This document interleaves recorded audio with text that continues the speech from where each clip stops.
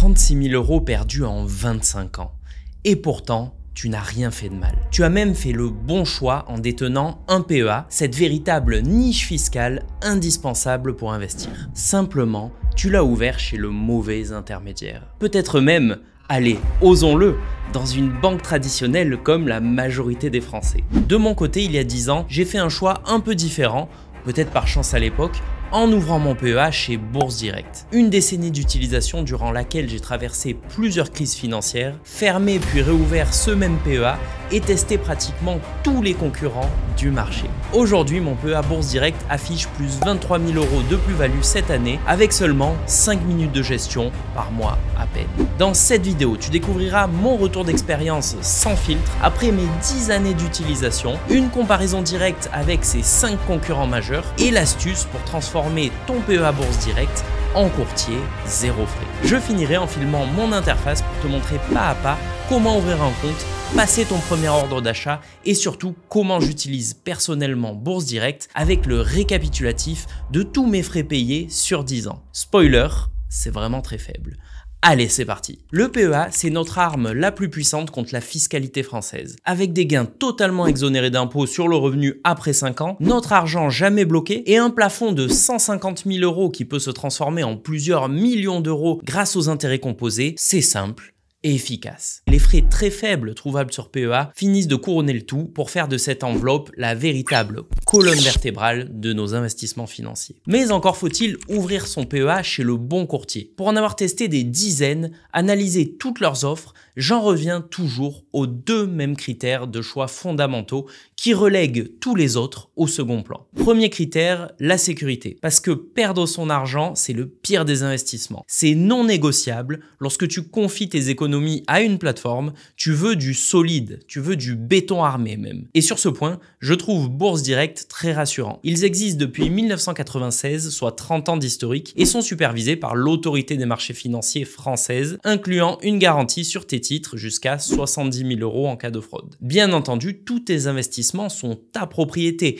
et ne seraient pas affectés par une faillite du courtier. Bourse Direct est coté en bourse, ce qui est un gage de sérieux et de transparence. En 2024, ils ont gagné 18% de clients supplémentaires, totalisant 370 000 comptes et exécutant sur l'année 4,6 millions d'ordres. Une entreprise avec autant d'historique qui continue de grossir inspire confiance. Deuxième critère, les frais. Parce que nous sommes là pour faire grossir notre patrimoine, pas pour enrichir une plateforme. Chez Bourse Direct, la tarification est très claire. 0 droit de garde, 0 frais d'inactivité, 0 frais de tenue de compte, 0 € pour l'ouverture et la clôture. Les seuls frais sont ceux de passage d'ordre. Moins d'1 € pour un ordre sous 500 € et seulement 0,09% pour les gros ordres au-dessus de 4 400 €. Pourquoi regarder attentivement les frais? Imagine que tu investisses 500 € par mois pendant 25 ans avec une performance de 10% par an, qui est la moyenne historique du marché action. En prenant uniquement la différence de frais entre Bourse Direct et une banque traditionnelle, disons comme la Société Générale, tu te retrouves avec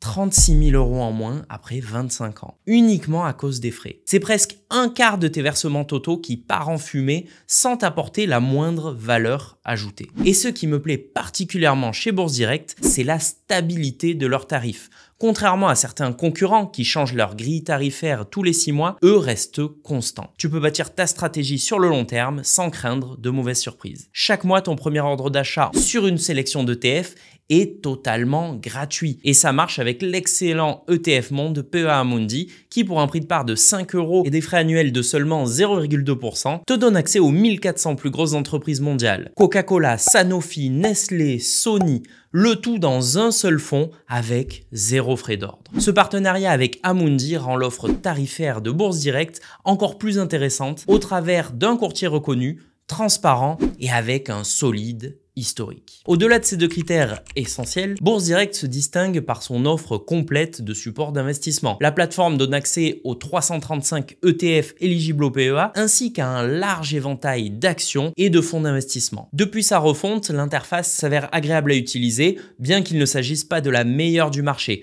Mais bon, l'objectif est d'y passer 5 minutes par mois dessus, donc ce qui compte, c'est qu'elle soit fonctionnelle et c'est bien le cas. La barre de recherche, par exemple, te permet de trouver rapidement ce que l'on cherche, contrairement à Trade Republic, par exemple, qui propose une interface plus épurée, mais moins efficace de mon point de vue, pour nos recherches. Sur Bourse Direct, cela fonctionne plutôt bien, comme avec l'ETF Amundi PEA Monde mentionné précédemment. Que tu le recherches via son nom complet, son ticker DCAM ou son code d'ISIN, tu tombes immédiatement sur le bon fonds sans ambiguïté. Le principal point faible de Bourse Direct concerne les frais pratiqués sur les marchés boursiers étrangers, qui s'avèrent à mon sens élevés. Si vous souhaitez investir directement sur des actions japonaises par exemple, les coûts peuvent rapidement devenir élevé. Cette problématique explique d'ailleurs pourquoi mon compte titre chez Bourse Direct reste désespérément vide. Heureusement, cette limitation ne concerne pas directement le PEA. En effet, la réglementation française restreint les investissements sur PEA aux seules places de marché européennes. Concrètement, même lorsque vous achetez un fonds répliquant un indice américain comme le S&P 500,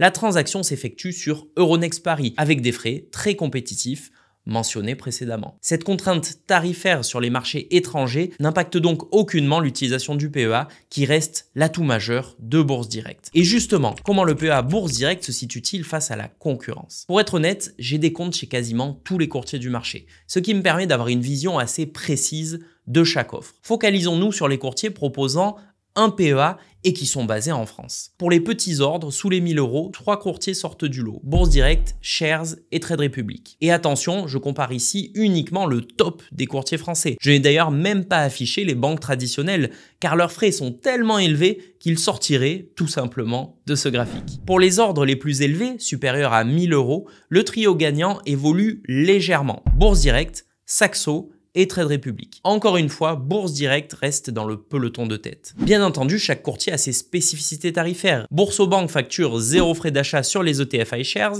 et Bourse Direct et Fortuneo font de même avec les ETF Amundi. Cela fait beaucoup de subtilité, mais ces offres peuvent être modifiées à tout moment. On a eu l'exemple il y a quelques jours chez Boursobank. Imagine, tu as construit ton PEA pendant 10-15 ans en te basant sur ces avantages tarifaires, mais au moment de récolter tes gains, l'offre disparaît du jour au lendemain. Tu te retrouves avec des frais élevés pour vendre et profiter de ton capital. Bourse Direct mise au contraire sur une stabilité tarifaire, avec des frais sans changement depuis des années, comme je l'ai dit précédemment. Couplé à leur positionnement systématiquement dans le top 3 des courtiers les moins chers, fait de Bourse Direct un choix judicieux sur le long terme, surtout pour un courtier basé et agréé en France avec 30 ans d'historique. Seuls les néo-courtiers font mieux en termes de tarifs purs, mais ils ont souvent moins d'1 an d'historique sur PEA. Ils ne sont pas forcément un mauvais choix, surtout pour les petits investisseurs qui investissent régulièrement, mais tu fais tout de même un pari sur l'avenir avec eux. D'autant que je ne suis pas certain que le jeu en vaille la chandelle. Dans mon cas, le cumul de mes frais de passage d'ordre sur 10 ans avec Bourse Direct est inférieur à 300 € pour 150 000 € investis, en comptabilisant achat et revente. Avec le néo-courtier le moins cher, cela m'aurait coûté à peu près 100 €, ce qui est certes, c'est vrai, moins cher, mais sans prendre en compte d'éventuels frais cachés, comme des écarts entre les prix d'achat et les prix de revente, qui seront potentiellement plus importants. Une différence de moins de 2 € par mois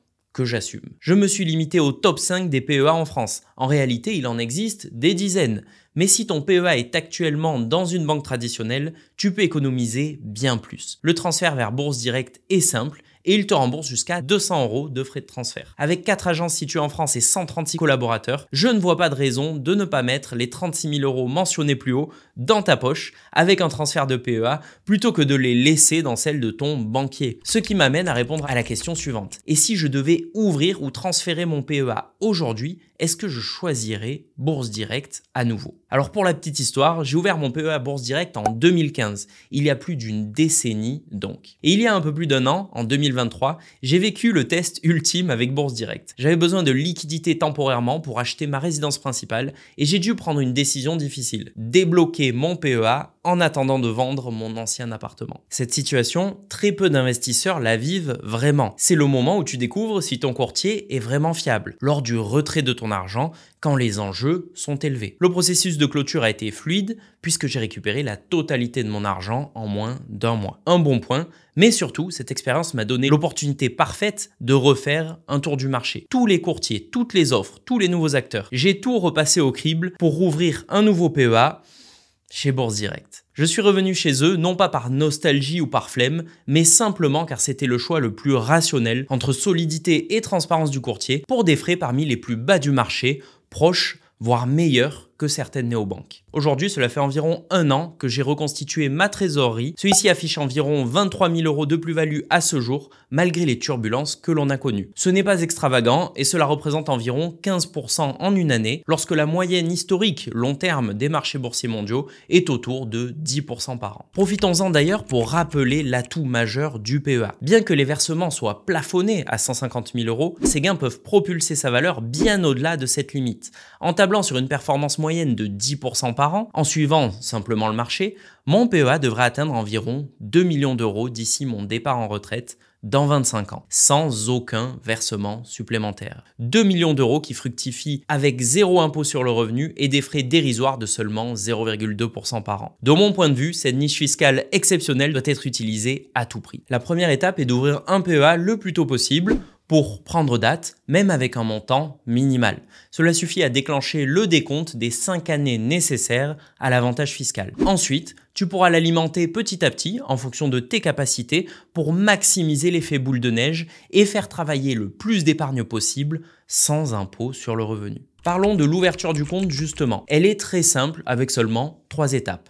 La première partie consiste à renseigner tes informations personnelles, nom, prénom, date de naissance ainsi que tes coordonnées. Du très classique donc. À la question « Comment nous avez-vous connus ?», tu renseignes parrainage et tu inscris mon code parrain qui s'affiche à l'écran si tu souhaites toucher le bonus de parrainage. La deuxième étape consiste à renseigner ta situation.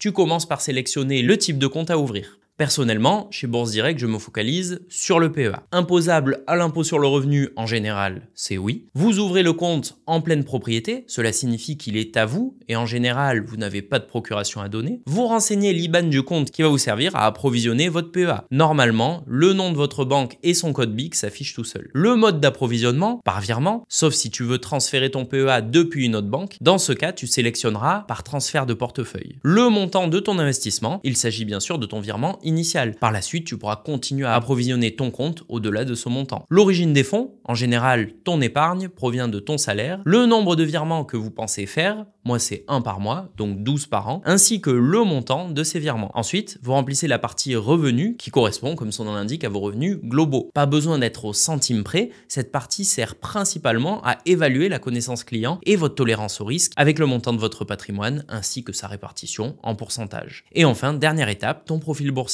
Il n'y a pas de bonne ou de mauvaise réponse, donc ne stresse pas. Il suffit de répondre honnêtement. Et voilà, tout est enregistré. Il suffit maintenant de procéder à la signature électronique et ton PEA est désormais ouvert. Ne nous arrêtons pas en si bon chemin. Une fois ton PEA ouvert, tu dois l'approvisionner. Tu peux le faire via l'interface Bourse Direct, soit en faisant un virement classique, en prenant soin de bien renseigner ton numéro de PEA en référence du virement, soit directement depuis l'interface de ta banque. Pour cela, sur Bourse Direct, tu vas dans Alimenter mon compte, tu choisis le compte depuis lequel tu veux faire le transfert, tu choisis ton PEA, le montant à créditer et tu seras redirigé vers le site de ta banque. Tu n'as plus qu'à te connecter et valider la transaction. C'est 100% sécurisé et cela évite toute erreur dans ton virement. Et les virements instantanés sont en plus possibles. Donc en 1 heure maximum, tu auras la somme créditée sur ton PEA. Très pratique. Maintenant que les sommes sont sur ton PEA, tu peux passer ton premier ordre d'achat. Pour cela, rien de plus simple. Tu recherches l'ETF ou l'action dans laquelle tu veux investir dans la barre de recherche. Le mieux est de taper le code ISIN associé, mais tu peux aussi chercher par nom. Je prendrai l'exemple de l'ETF Amundi PEA Monde, qui me semble être une excellente base pour débuter, mais tu peux tout aussi bien le faire avec une action Sanofi par exemple. Le processus est exactement le même. Donc, je cherche DCAM dans la barre de recherche, je vérifie bien que le titre est sur Euronext Paris, je sélectionne le compte avec lequel je souhaite acheter l'action, ici ce sera avec mon PEA. Il s'agit d'un achat et l'ordre est valable ce jour. La valeur de part étant de 5 € environ, si je souhaite en acheter pour 500 €, je vais acheter 100 parts. Accord limité signifie que je fixe une limite de prix d'achat. Et dès que le prix de part passe sous cette limite, mon ordre sera donc exécuté. Rentrer une limite égale ou tout juste supérieure au prix actuel permet de ne pas surpayer une action. Tu peux également sélectionner au marché et ton achat aura lieu automatiquement au meilleur prix disponible au moment où tu valides l'ordre. Tu appuies ensuite sur valider. Tu auras un écran récapitulatif avec les frais associés à la transaction. Ici, on a bien 99 centimes de frais de passage d'ordre. Tu auras également les coûts liés au produit. Ce sont les 0,2% de frais annuels dont je t'ai parlé juste avant, qui sont facturés par l'émetteur de l'ETF et non par Bourse Direct. Tu confirmes ton ordre et voilà, tu viens d'acheter ta première action sur PEA. D'ailleurs, comme promis, je te montre mon PEA qui est, comme tu vas le voir, on ne peut plus simple. Malgré un PEA rempli, j'ai seulement 4 lignes uniquement des ETF. Simplicité et frais les plus bas du marché pour une efficacité maximale. J'ai une ligne qui investit en Europe via l'Eurostoxx 600, une ligne aux États-Unis via un ETF S&P 500 et une ligne Japon qui pèse tout de même pour 6% dans l'économie mondiale. Et pour encore plus de simplicité, tu peux remplacer ces trois-là par un simple ETF Monde comme celui mentionné dans la vidéo. Dans mon cas, je surpondère légèrement l'Europe par rapport aux États-Unis comparé à un ETF Monde. Il s'agit d'un choix purement personnel et j'en explique les raisons dans la vidéo qui s'affiche à l'écran. Enfin, je complète le tout par un 4e ETF qui représente les pays émergents complémentaires aux 3 autres qui sont focalisés sur les pays développés, le tout pour une allocation géographique équilibrée. Si cette vidéo t'a été utile, n'hésite pas à utiliser mon code parrain qui est sous la vidéo si tu souhaites ouvrir un compte Bourse Direct gratuitement. Rien ici ne t'en conseille en investissement, les performances passées ne préjugent pas de celles à venir et investir comporte risque de perte en capital.